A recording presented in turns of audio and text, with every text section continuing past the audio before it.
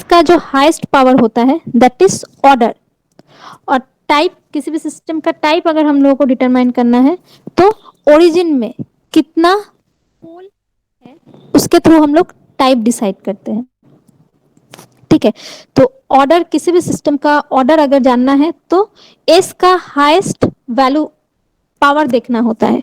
अगर यहाँ पे इस सिस्टम का देखो, जो फर्स्ट एग्जांपल है t equals to 1/s plus A, यहाँ पे अगर s का हाईएस्ट पावर देखेंगे तो 1 है, so it will be first order system. Second equation जो है t equals to 1/s² plus 2s plus 1, यहाँ पे s का हाईएस्ट ऑर्डर 2 है, तो it will B second order. अगर s का पावर 3 होता तो that is third order system. So S का जो हाईएस्ट पावर होता है that is the order of A system.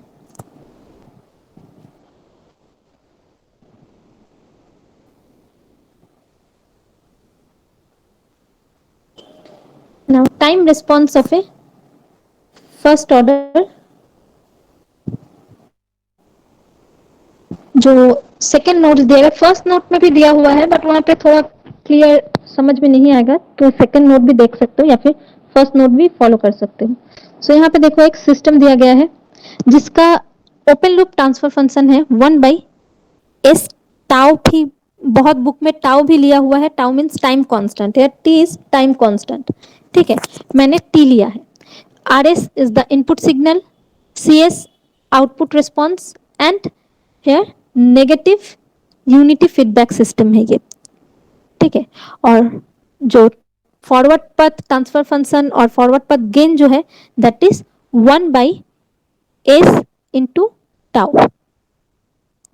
सो अगर transfer function overall close loop transfer function देखेंगे और इस ब्लॉक डायग्राम का, तो सॉल्व करने के बाद नेगेटिव फीडबैक सिस्टम है, तो ही ब्लॉक डायग्राम का जो नेगेटिव फीडबैक सिस्टम थी which is C/R equals to G/1 plus G into H, here G equals to 1/s into tau and H equals to 1।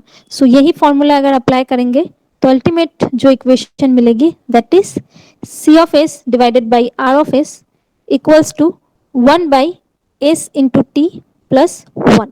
So the output of the system is CS into 1/s into T plus 1 into RS।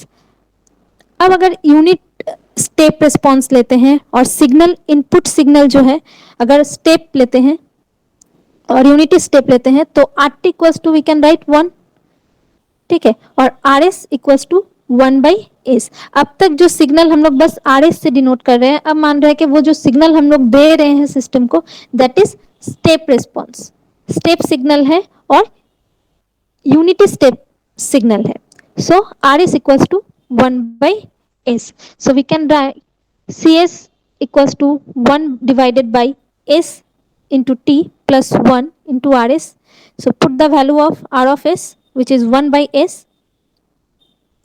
So the final equation is 1 divided by S into bracket में S into T plus 1। अब अगर इसका inverse Laplace करते हैं तो इसके लिए partial fraction में जाना पड़ेगा। सो लैप्लस, इनवर्स लैप्लस ट्रांसफॉर्म करने के बाद जो इक्वेशन मिलेगी हम लोगों को, एक बार देख लेना, आई थिंक सबको पार्शियल फ्रैक्शन याद है, इनवर्स लैप्लस ट्रांसफॉर्म भी याद है क्योंकि वो ऑलरेडी सर्किट थ्योरी में पढ़ चुके हो, एक बार देख लोगे याद आ जाएगा। So by taking inverse Laplace transform, जो अब फ्रीक्वेंसी डोमेन में था C of S equals to 1/s plus C of S equals to 1/s minus 1 divided by S plus 1/t, ये फ्रीक्वेंसी डोमेन में था। इनवर्स लैप्लस ट्रांसफॉर्म करके time domain में जब भी कन्वर्ट करेंगे तो C of t equals to 1 minus e to the power minus 1 divided by t। Actually ये स्मॉल t होगा ऊपर, small t divided by capital T होगा। ठीक है, now steady state error. What is steady state error? Difference between actual output value and desired output। जो actual output मिल रहा है और जो desired आउटपुट है, उन दोनों के डिफरेंस को हम लोग स्टेडी स्टेट एरर बोलते हैं. So we can write E of S equals to R of S minus C of S. यही अगर हम लोग टाइम रिस्पॉन्स के रेस्पेक्ट में लिखेंगे, सो E of t equals to RT minus CT. So RT equals to 1 already unit step function है. सो RT का value 1 था, 1 माइनस और CT का वैल्यू ऑलरेडी हम लोग निकाले थे which is 1 minus e to the power minus 1 by T. ठीक है, तो यहाँ पे जो एरर आएगी स्टेडी स्टेट एरर E ऑफ t equals to e to the power minus 1 by T. So steady state error is given by, अगर steady state error देखेंगे तो इट विल बी 0. ठीक है, now at t equals to t, जब अब अगर हम लोग आउटपुट रिस्पॉन्स देखें स्टेप इनपुट का, so at t equals to 0, first small t equals to 0 put करोगे तो देखना जो आउटपुट वैल्यू है वो भी 0 आएगी. मीन्स दोनों का स्टार्ट पॉइंट जो है वो ओरिजिन है. अब t का वैल्यू धीरे धीरे इंक्रीज करेगी. जब t का value equals to time constant है, means capital T, when the value of small t time is equals to time constant, then बस उसका 60% ही जो डिजायर्ड आउटपुट है उसका 60% आउटपुट ही उस टाइम तक हम लोगों को मिलेगा जब time equals to time constant है. In that case we will get only 60% of the desired output. देखो यहाँ पे वैल्यू पुट करोगे तो देखना जो वैल्यू मिलेगी that is 0.63, so only 63%. Now after some time when t equals to 40, जब टाइम 4 into टाइम कांस्टेंट होगी, देन जो डिजायर्ड आउटपुट है that is 98%. मीन्स जो भी आउटपुट हम लोगों को चाहिए उसका 98% हम लोगों को मिल गया है. मीन्स एकदम स्टेडी स्टेट वैल्यू के नियर है हम लोग. The steady state value of the output, अगर स्टेडी स्टेट वैल्यू निकालेंगे जो आउटपुट है CT का, तो it will be 1. Means final value जो है स्टेडी स्टेट वैल्यू है वो 1 है. But at t equals to 4 into time constant तब हम लोगों को 98% मिल चुका है. So time 40 termed as the settling time. जो time 44 into time constant लगा है that is settling time. मतलब किसी भी सिस्टम को सेटल होने के लिए उतना टाइम लग रहा है. Because of this time the actual because of this time the actual output within 2% of the desired value. means अब जो desired value बस 2% ही बाकी है. so lower the time constant faster the response. जितना time constant का value जितना कम होगा system का स्पीड उतना अच्छा होगा. now for unit ramp function, so ramp input RT equals to t gradually increase होती है. सो इसका भी अगर लैप्लास ट्रांसफॉर्म लेते हैं R of S equals to 1 by S square आएगा. So output response first order system का ऑलरेडी हम लोग देख चुके हैं. C of S equals to R of S into 1 by S into T plus 1. सो यहाँ भी अगर हम लोगों को इन्वर्स लैप्लास चाहिए, क्योंकि फ्रीक्वेंसी डोमेन से हम लोग टाइम डोमेन में कन्वर्ट कर रहे हैं, तो इनवर्स लैप्लास ट्रांसफॉर्म यूज करना है. बट यहाँ पे जो इक्वेशन है उसको पहले पार्शियल फ्रैक्शन करना होगा. सो आफ्टर पार्शियल फ्रैक्शन जो हम लोग को टाइम कांस्टेंट में जो वैल्यू मिलेगी that is CT equals to t minus time constant plus time constant into e to the power minus t by tau. ठीक है,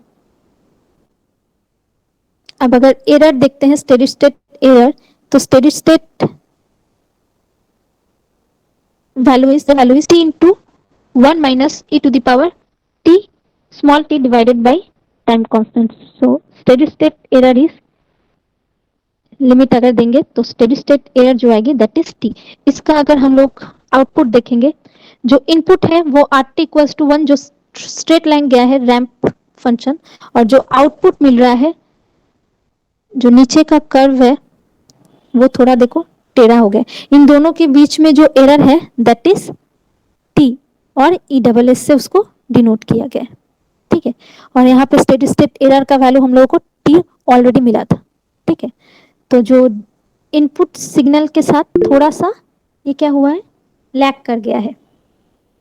ठीक है, जो आउटपुट मिल रहा है रैम्प, जब भी रैम्प इनपुट हम लोग प्रोवाइड करते हैं किसी भी सिस्टम को, जो आउटपुट है वो टाइम कांस्टेंट से लैग कर जाती है। स्टेडी स्टेट में हम लोग देखे थे, जैसे हम लोग फर्स्ट अगर steady state sorry step input दिए थे, स्टेप इनपुट क्या होता है, सीधा जाता है, बट यहाँ पे जब भी हम लोग आउटपुट रिस्पॉन्स देखेंगे उसका, तो धीरे धीरे ग्रेजुअली होने के बाद आफ्टर 40 मीन्स टाइम जब 4 इंटू टाइम कॉन्स्टेंट होगा उसके बाद वो इनपुट के साथ मैच करेगा उसका आउटपुट का जो रिस्पॉन्स है। सेम अगर हम लोग रैम्प फंक्शन का आउटपुट देखेंगे इनपुट के साथ उसको कंपेयर करेंगे, तो जो आउटपुट वैल्यू मिलेगी वो क्या होगा, लैग हो जाएगा इनपुट से बाय टी, जो टाइम कांस्टेंट है उस वैल्यू के साथ वो लैग करके जाएगी। Now time response of second order control system. यहाँ पे ये इक्वेशन पढ़ने के बाद ही सिस्टम का जो ओवर डैम्प्ड कंडीशन है ये सब पढ़ पाओगे। तो next second order control system, same system है, जो बस गेन है वो यहाँ पे चेंज है, वहां पे 1/s इंटू टी था, यहाँ पे गेन हो जा रहा है omega N square divided by S into S plus 2 into zeta into omega N.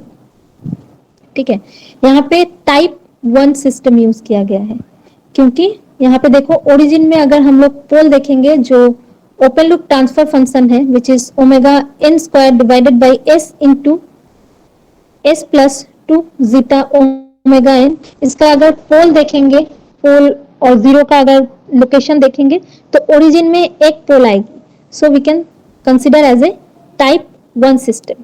ठीक है, so for open loop transfer function gs equals to omega n square divided by s into s plus 2 zeta omega n। इसी को अगर close loop transfer function लिखेंगे, same उसको negative feedback system का जो formula था which is c by r divided by g by 1 plus g into h, that is close loop transfer function. अगर हम लोग निकालते हैं इसका तो हम लोग को जो सेकेंड ऑर्डर सिस्टम मिलेगी which is omega N square divided by S square plus 2 into zeta into omega n plus omega N square. ये अगर बस हम एक्सप्लेन करेंगे तो भी समझ में नहीं आएगा जब तक तुम लोग नहीं इसको सॉल्व करोगे खुद से। तो एक बार देख के हो जैसे भी हो, एक बार इसको बाय हैंड सॉल्व कर लेना, वरना कुछ समझ में नहीं आएगा। Now characteristic equation control system में फर्दर जो भी वो इक्वेशन को लेकर ही करना है, चाहे बॉर्डर प्लॉट करो, चाहे कोई भी प्लॉट नाइक्विस्ट प्लॉट करो, सब ये कैरेक्टरिस्टिक इक्वेशन को लेकर ही होता है, which is characteristic equation equals to 1 plus G of s into H of s. जो क्लोज लूप ट्रांसफर फंक्शन का डिनोमिनेटर होता है उसको हम लोग 1 plus G of s into H of s that is equals to 0, that is known as characteristic equation of control system or closed loop control system। so अगर 1 plus जो characteristic equation है, इस equation देखेंगे close loop transfer function का जो equation था वहां पे अगर देखेंगे तो जो कैरेक्टरिस्टिक इक्वेशन मिलेगी that is a square plus 2 into zeta into omega n plus omega N square equals to 0। So roots obvious दो कॉम्प्लेक्स पोल आएगा which is minus zeta into omega n plus minus j into omega into 1 minus zeta square.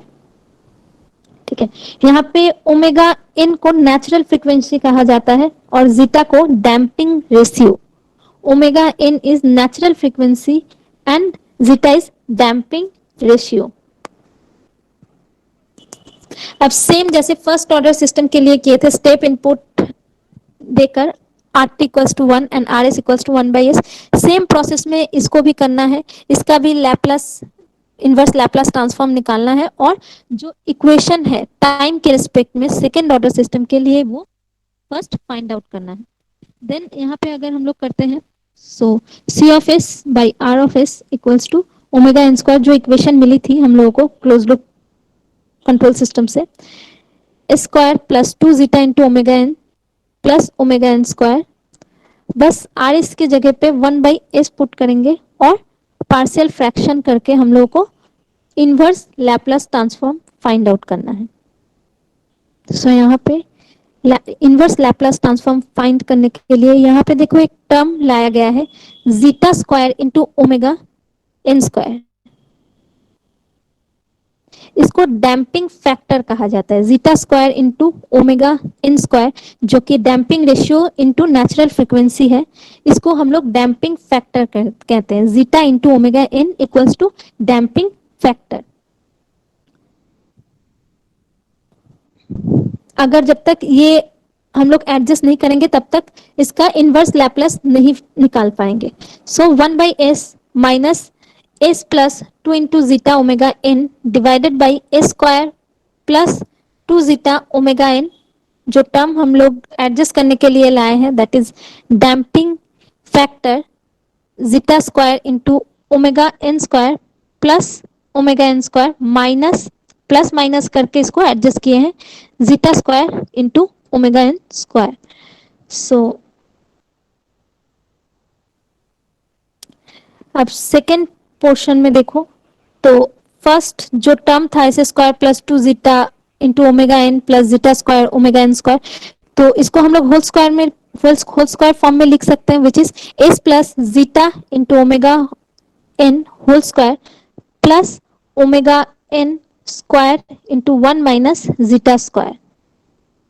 ठीक है, यहाँ पे bracket में एक देखो दिया हुआ है omega d equals to root over omega N square into 1 minus zeta square, which is damping frequency. Omega d equals to damping frequency. Omega n natural frequency है, omega d damping frequency है, zeta equals to damping ratio and zeta into omega n equals to damping factor. अब इसका अगर Laplace transform करते हैं तो 1/s equals to we know, अगर इसका इनवर्स लैप्लास ट्रांसफॉर्म करेंगे तो it will be 1 minus S plus zeta into omega N divided by S plus zeta into omega n whole square plus omega d. अगर Laplace transform ठीक से किए हो और याद है तो यहाँ पे एक फॉर्मूला मिलेगी which is S plus A alpha divided by S plus alpha square plus omega square equals to cos omega T into E to the power minus alpha into T. So ये जो formula था यहाँ पे inverse Laplace transform का मैंने यहाँ पे put कर दिया है which is e to the power minus zeta omega n t into cos omega d t. Same next term zeta into omega n, यहाँ पे थोड़ा और एडजस्ट करना है क्योंकि ओमेगा डी है तो ऊपर नेक्स्ट सॉरी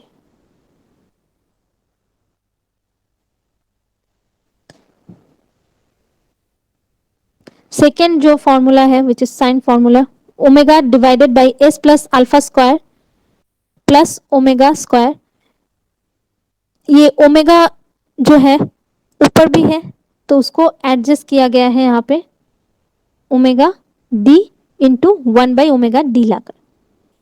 ठीक है, सो बस इनवर्स लैप्लास ट्रांसफॉर्म करने के बाद जो अल्टीमेट रिजल्ट आई है which is c of t equals to 1 minus e to the power zeta into omega n t cos omega t minus zeta into omega n by omega d into E to the power minus zeta omega n into t sine omega d t. ठीक है, अब यहाँ से 1 minus e to the power minus zeta omega n t जो है उसको common ले लिया गया है तो अल्टीमेट जो पड़ा रहेगा ब्रैकेट के अंदर which is omega d into cos omega d into T plus zeta into omega n sine omega d t. ठीक है, यहाँ पे और एक चीज इसको एज्यूम कर लेना है cos phi equals to zeta. हम लोग एज्यूम कर लेते हैं cos phi equals to zeta equals to cos phi and 1 root over 1 minus zeta equals zeta square equals to sine phi. तो जहां पे भी जीटा है वहां पे हम लोग cos फाई लिख देंगे और जहां पे root over 1 minus zeta square है वहां साइन 5। सो फर्स्ट अगर जो इक्वेशन पहले मिला था सीटी का, वहां पे देखो ओमेगा एन कॉमन जा रहा है और वो कैंसिल हो जाएगा। ओमेगा एन कॉमन होने के बाद कैंसिल हो जाएगी।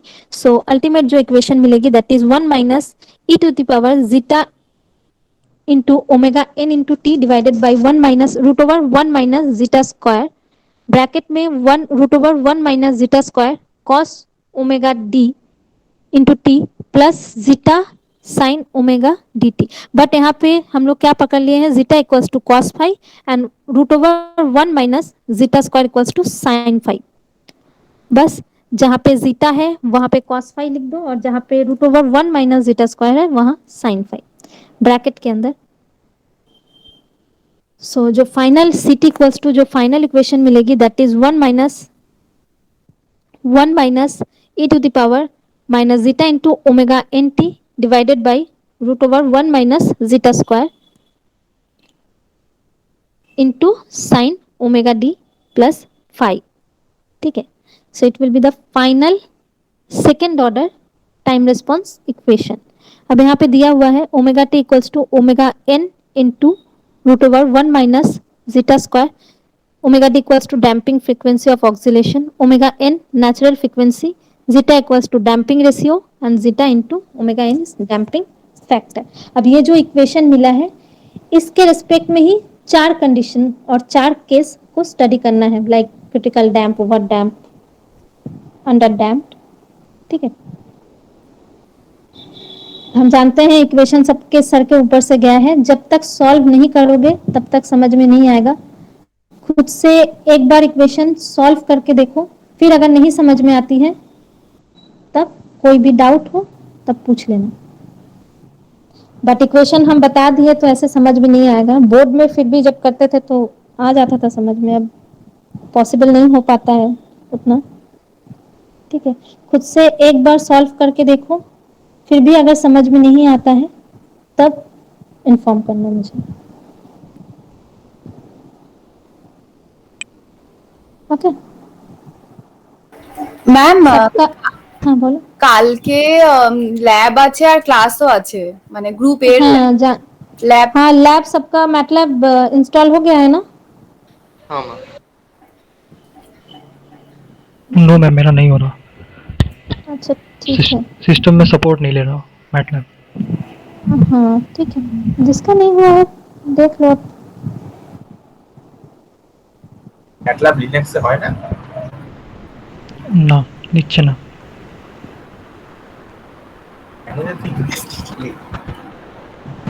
ठीक है, जिसका नहीं हुआ है वो देख लेना, प्रोग्रामिंग बाद में जब कॉलेज खुलेगी तब रन करवा लेना। MATLAB এর অক্টেভ নামে একটা সফটওয়্যার আছে। কালকের ক্লাসটা না আমি সকালে জানিয়ে দেবো, হ্যাঁ আমি নিতে পারবো কিনা। আর ল্যাবটা? ল্যাবটাও ও আচ্ছা আচ্ছা थर्सडे আমি ক্লাস নেব না, ঠিক আছে? थर्सडे क्लास नहीं लेंगे हम। আচ্ছা थर्सडे का क्लास कैंसिल है, कल का मैं बता दूंगी, सुबह इन्फॉर्म कर दूंगी। আচ্ছা ম্যাম, মানে সকালবেলা মানে ক্লাস আর ল্যাব দুটোই হবে কিনা? হ্যাঁ হ্যাঁ হ্যাঁ ইনফর্ম করে দেবো। আচ্ছা ঠিক আছে ma'am. Thank you ma'am. College তো খুলে যাচ্ছে ভাই, 15 তারিখ কলেজ খুলছে। হ্যাঁ थैंक यू मैम। হুম Thank you. Thank you ma'am.